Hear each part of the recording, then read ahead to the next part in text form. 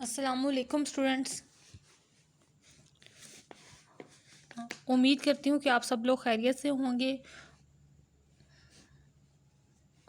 और तमाम प्रिकॉशंस भी अपना रहे होंगे। तो आज हम अपनी एक्सरसाइज 10.2 के रिमेनिंग क्वेश्चंस कर रहे हैं। Question number 11 to onward. तो सबसे पहले क्वेश्चन नंबर 11 स्टार्ट करते हैं और उम्मीद करती हूँ मैं ये भी कि आप लोगों ने प्रीवियस क्वेश्चन अच्छे से कंप्लीट किए होंगे और उनकी खूब प्रैक्टिस भी की होगी। तो क्वेश्चन नंबर 11 है हमारे पास।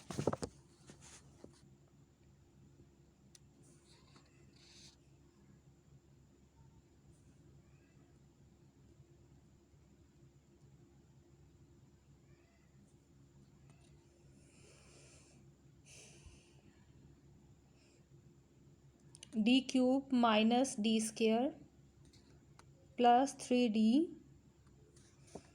Plus 5 into Y is equal to exponential X sine 2x।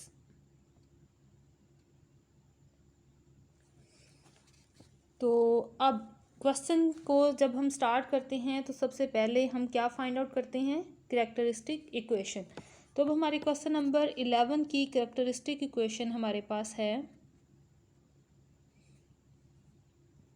D cube minus D square plus 3d plus 5 equal to 0। अब हमारा नेक्स्ट काम ये है कि हम अपनी इस कैरेक्टरिस्टिक इक्वेशन का सॉल्यूशन फाइंड आउट करना चाह रहे हैं, यानी हम इस डिफरेंशियल इक्वेशन के रूट्स फाइंड आउट करना चाह रहे हैं, डी की वो वैल्यूज़ फाइंड आउट करना चाह रहे हैं जिससे हमारे पास ये इक्वेशन सेटिस्फाई होगी। तो हम स्टार्ट करें अगर अपना प्रोसीजर, अगर डी की जगह पर 1 पुट करें तो देखिए ज़रा आंसर क्या आएगा। 1 माइनस 1 प्लस 3 प्लस 5 और आंसर क्या आ रहा है मेरे पास 8 which is not equal to 0। इसका मतलब ये हमारे पास कि यहाँ से d इज़ इक्वल टू 1 हमारी डिफरेंशियल इक्वेशन का सलूशन नहीं है। अब हम क्या करेंगे, simply d is equal to 1 के बाद हम पुट अप करते हैं यहाँ पे d is equal to -1 check करने के लिए कि क्या d इज़ इक्वल टू -1 हमारी डिफरेंशियल इक्वेशन का सलूशन है। तो d is equal to -1 put किया तो -1 again -3 plus 5 which gives 0। So left right side equal होगी हमारे पास। इसका मतलब है d इज़ इक्वल टू -1 हमारे पास हमारी डिफरेंशियल इक्वेशन का एक सलूशन है। तो जब हमें एक सलूशन मिल जाए क्यूबिक इक्वेशन का तो हम क्या करते हैं, सिंथेटिक डिवीजन का इस्तेमाल करते हैं। तो नेक्स्ट पेज पे हम अपनी सिंथेटिक डिवीजन स्टार्ट करेंगे। डी क्यूब का कोफिशिएंट, डी स्क्वायर का कोफिशिएंट, डी का कोफिशिएंट और ये आ गया हमारा कांस्टेंट और ये -1 बाहर। तो डिवाइड स्टार्ट करती हूँ मैं डिवीजन प्रोसेस। -1 2 -5 equal to 0। अब स्टूडेंट्स यहाँ से देखिए 1 - 2 5। अब ये हमारे पास बनती है एक क्वाड्रेटिक इक्वेशन। तो क्वाड्रेटिक इक्वेशन में हमारे पास क्या होता है, हमने चेक करने हैं फर्स्टली ये कि हम क्या ये quadratic equation easily by factorization solve हो रही है। अगर तो ये फैक्टराइजेशन से सॉल्व हो जाए तो ज़्यादा इजी वर्क हो जाता है, लेकिन अगर ये हमारे पास इससे सॉल्व ना हो तो फिर हम क्या करते हैं, हम सिंपली इसको वापस क्वाड्रेटिक इक्वेशन में चेंज करके क्वाड्रेटिक फार्मूला लगाते हैं। अब हमारे पास कोई भी ऐसा नंबर नहीं है जिससे मल्टीप्लाई करें तो 5 आए और सब्ट्रैक्ट करने से 2 आ जाए। तो ऐसा हमारे पास क्योंकि कोई नंबर नहीं है इसलिए हम इसको वापस क्वाड्रेटिक इक्वेशन में चेंज करेंगे। D square minus 2d plus 5 equal to 0। अब नेक्स्ट हम इस पर अपना क्वाड्रेटिक फार्मूला अप्लाई करेंगे और वैल्यू फाइंड आउट करेंगे। d इज़ इक्वल टू 2 -20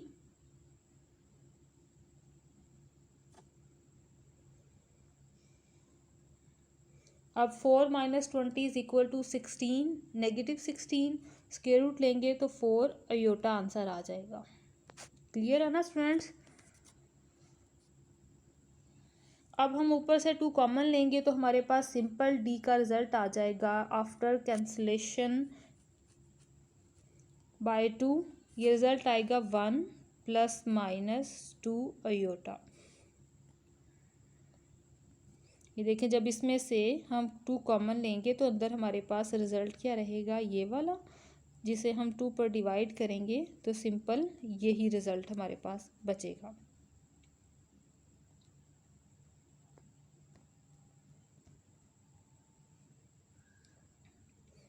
अब हमारे पास डी के टोटल आंसर क्या आ गए हैं students, D is equal to -1 1 ± 2 iota. अब हमारे पास जब डी के तमाम रूट्स आ जाते हैं फिर हम क्या फाइंड आउट करते हैं, वाई सी। तो वाई सी का टोटल आंसर हमारे पास बना एक्सपोनेंसी 1 exponential -x plus exponential x। ये हमने 1 जो है 1 ± 2 अयोटा, इसमें जो 1 रियल नंबर आ रहा है एक्सपोनेंशियल x के तौर पे, ये हमारा कॉमन आ गया। और 2 अयोटा हमारे पास लिखा हुआ है तो इसको हम यूँ लिखेंगे C2 sin 2x plus C3 cos 2x और ये ब्रैकेट क्लोज। ये हमारे पास हमारे वाई सी का रिजल्ट आ गया। अब हमें फाइंड आउट करना है वाई पी। तो वाई पी के लिए हमारे पास क्या कंडीशन है, वाई पी को हम लिखते हैं is equal to 1 over differential equation multiply by the function. तो अब इसमें वैल्यूज लगाते हैं।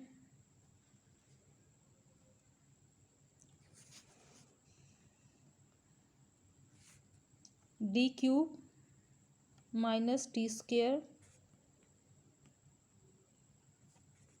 +5 और f(x) हमारे पास है exponential x sin 2x।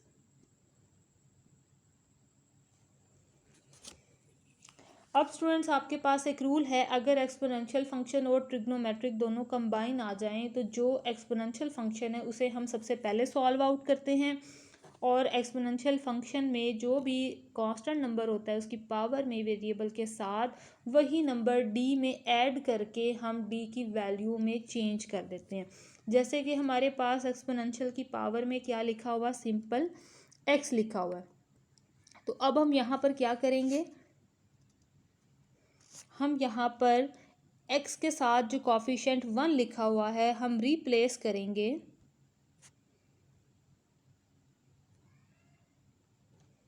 d bye d+1, यानी टोटल डिफरेंशियल इक्वेशन में जो ओवर में लिखी हुई है उसमें d+1 आ जाएगा और एक्सपोनेंशियल जो है वो डिफरेंशियल्स की बैक साइड पे चले जाएगा। तो यहाँ से हमारे पास ये रिजल्ट बनेगा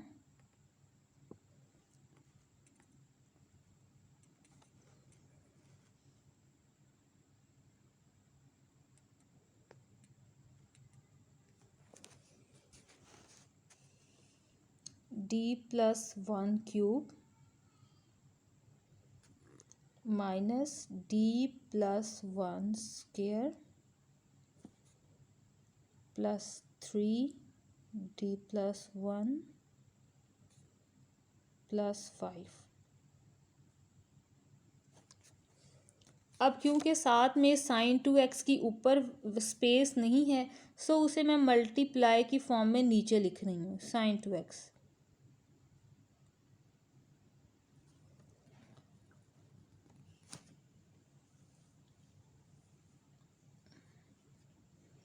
अब स्टूडेंट्स हम इसे फर्दर सॉल्व करेंगे तो इजी मेथड से हम सॉल्व करना चाह रहे हैं। तो देखें फर्स्ट 2 में से अगर d+1 कॉमन ले लें तो ये जल्दी हमारे पास सॉल्व हो जाएगा। d+1² मैं नेक्स्ट फर्दर जो है वो कॉमन ले रही हूँ नीचे।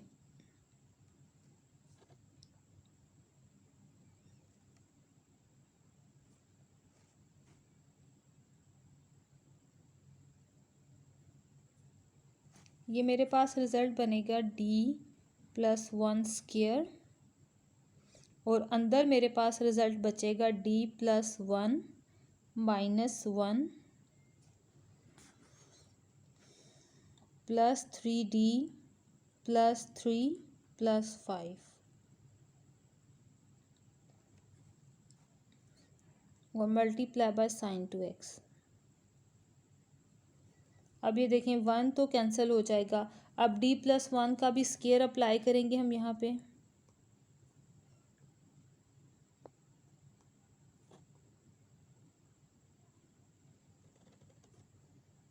D square plus two D plus one, ये डी मल्टीप्लाई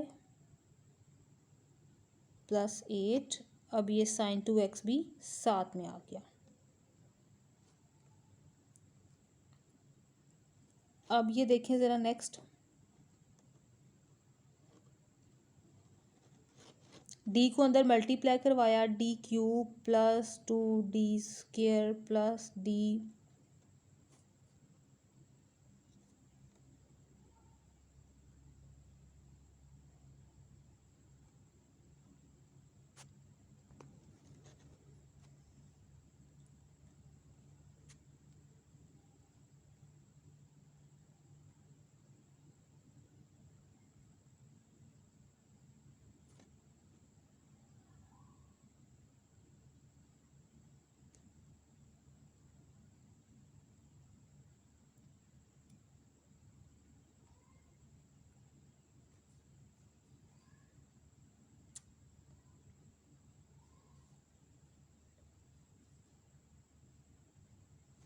प्लस ऊपर से चेक कर लेते हैं क्या आना चाहिए, फोर डी। तो ये मैंने लिखा फोर डी प्लस एट। तो ये मेरे पास टोटल डिफरेंशियल इक्वेशन बन गई डी प्लस वन को सॉल्व करने के बाद में। अब हमारा नेक्स्ट प्रोसीजर क्या है, इस साइन टू एक्स को सॉल्व करना है हमने। तो साइन, जब भी हमारे पास साइन हो या कॉस ट्रिग्नोमेट्रिक फंक्शन हो, ये दोनों, तो हम क्या करते हैं, एक्सपोनेंशियल को यूज़ करते हैं। किस वे में, क्योंकि साइन है तो अब यहाँ पर हम लिखेंगे इमेजिनरी ऑफ, और साथ में ही हम एक और काम करते हैं, जब भी हमारे पास एक्सपोनेंशियल केस में डिफरेंशियल इक्वेशन के यहाँ पर इस साइड पर ये जो नंबर है यहाँ पर एक्सपोनेंशियल हो, साइन हो या कॉज हो, आपने एक काम करना है, साथ साथ अपनी डिफरेंशियल इक्वेशन को भी फैक्टराइजेशन में चेंज कर देना है। तो देखिए हमारे पास इजीली डी स्क्वायर कॉमन आ रहा है, मैंने डी स्क्वायर कॉमन ले लिया, यहाँ से फोर कॉमन था उसे भी कॉमन ले लिया, और ये मैंने चेंज कर दिया एक्सपोनेंशियल में, टू आयोटा एक्स बन गया।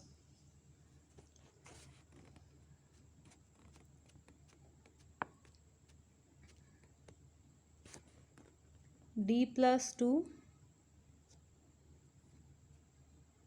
D square plus four exponential two iota x. अब देखिए ज़रा, डी स्क्वायर प्लस फोर जो है उसके भी फैक्टर्स बन रहे हैं, उसको भी फैक्टराइजेशन से सॉल्व कर लेंगे।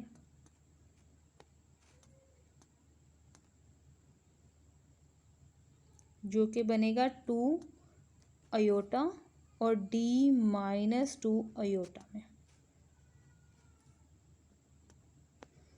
अब देखिए हमारे पास एक्सपोनेंशियल की पावर में क्या आ रहा है, टू आयोटा, लेकिन अगर हम यहाँ पर टू आयोटा पुट करेंगे डी माइनस टू आयोटा में, तो हमारे पास पूरे का पूरा डिनोमिनेटर जो है वो ज़ीरो हो जाएगा।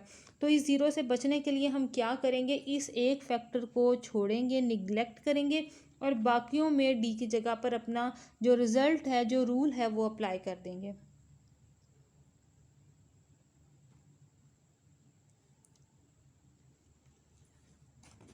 तो रूल अप्लाई करने के बाद मेरे पास ये रिज़ल्ट बनेगा,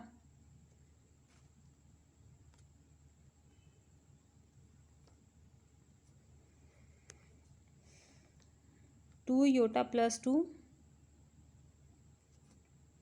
और ये बनेगा two iota plus two iota, और ये बनेगा D minus two Yotta.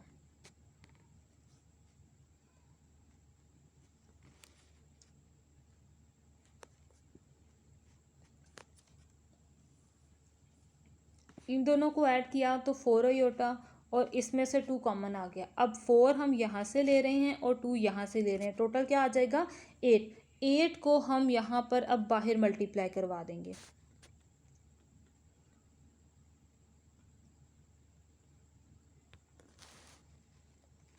One over 8 exponential x imaginary, यहाँ से आएगा अयोटा प्लस 1 और यहाँ से आएगा अयोटा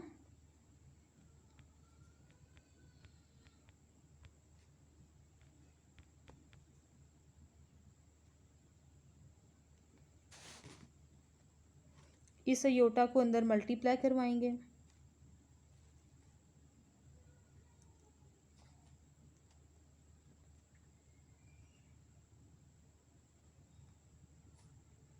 तो ये नीचे रिजल्ट आ गया मेरे पास अयोटा -1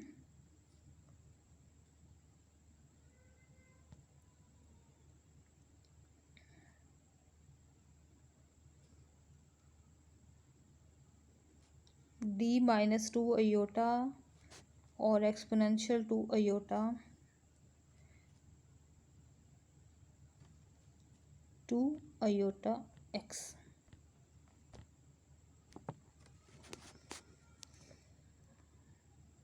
अब स्टूडेंट्स आपको मैंने ये रूल बताया हुआ है कि जब इस तरह के फैक्टर्स आपस में बने तो सिंपली x साथ में मल्टीप्लाई हो जाता है और इसकी b जो है डिफरेंशियल वो सॉल्व हो जाती है। तो सिंपल यहाँ से मेरे पास रिजल्ट आएगा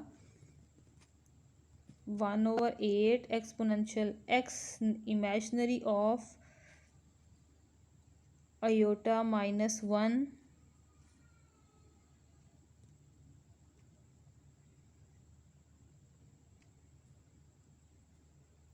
x2 अयोटा x।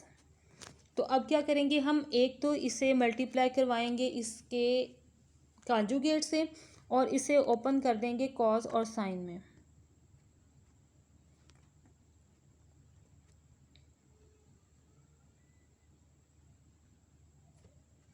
ऊपर आएगा अयोटा +1, नीचे क्या आएगा अयोटा स्क्वायर -1। तो टोटल क्या आएगा, अयोटा स्क्वायर का आ जाएगा -1 साथ में वैसे आएगा हमारे पास जब हम मल्टीप्लाई करवाएंगे cos 2x plus iota sin 2x।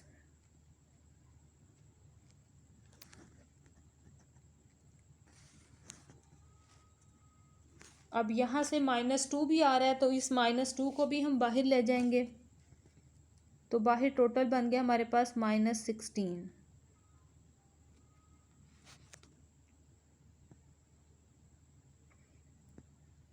अंदर से हमारे पास ये x भी आ रहा है, x की भी अंदर ज़रूरत नहीं है क्योंकि x हमारे पास कौन सा इमेजनरी है। सो x को भी हम बाहर ले आते हैं, ये मैंने x को भी यहाँ पर लिख दिया। अंदर अब टर्म है हमारे पास iota +1 cos 2 plus iota sin 2x। तो अब देखिए इमेजनरी नंबर कहाँ कहाँ से आएगा, इमेजनरी नंबर आएगा जब हम इस अयोटा को इससे मल्टीप्लाई करवाएंगे, और दूसरा हमारे पास इमेजनरी नंबर कब आएगा जब हम इस अयोटा sin 2x को 1 से मल्टीप्लाई करवाएंगे। तो बाकी क्योंकि हमारे काम के नंबर नहीं हैं तो हम सारे को मल्टीप्लाई नहीं करवाते, सिर्फ और सिर्फ अपने कंसर्निंग पॉइंट्स को ले रहे हैं हम।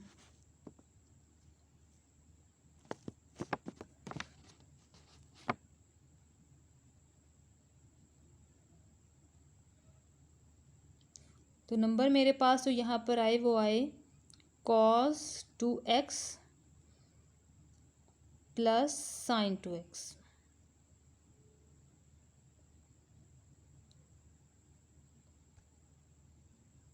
अच्छा जी, अब यहाँ से एक पॉइंट आ रहा है, इस प्लस की जगह पर माइनस भी आएगा। माइनस कैसे आएगा, जब हम इस अयोटा को इस अयोटा से मल्टीप्लाई करवाएंगे।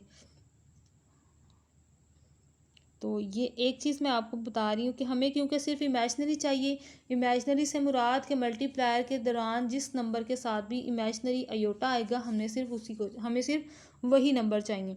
तो सिर्फ ये दो केसेस में ही आ रहे थे, तो हमारे पास टोटल रिज़ल्ट भी यही बनेगा। यहाँ पर प्लस, ठीक है, plus cos 2x plus sin 2x। अब ब्रैकेट ये हमारे पास क्लोज हो जाएगी। ये हमारे पास टोटल आंसर आ चुका है वाई पी का। तो टोटल आंसर हमारे पास वाई का क्या आएगा, Y C plus Y P.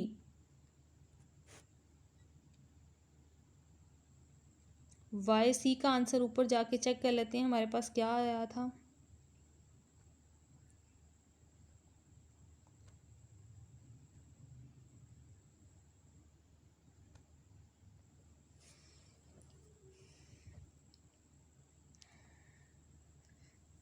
अब इसी वाई सी के आंसर को नीचे ऐड करेंगे।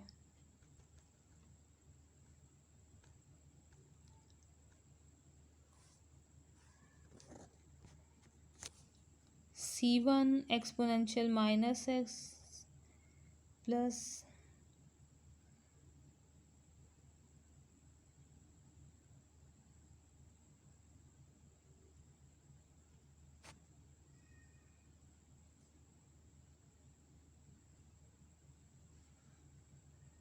अब लास्ट पे ये वाई पी का आंसर।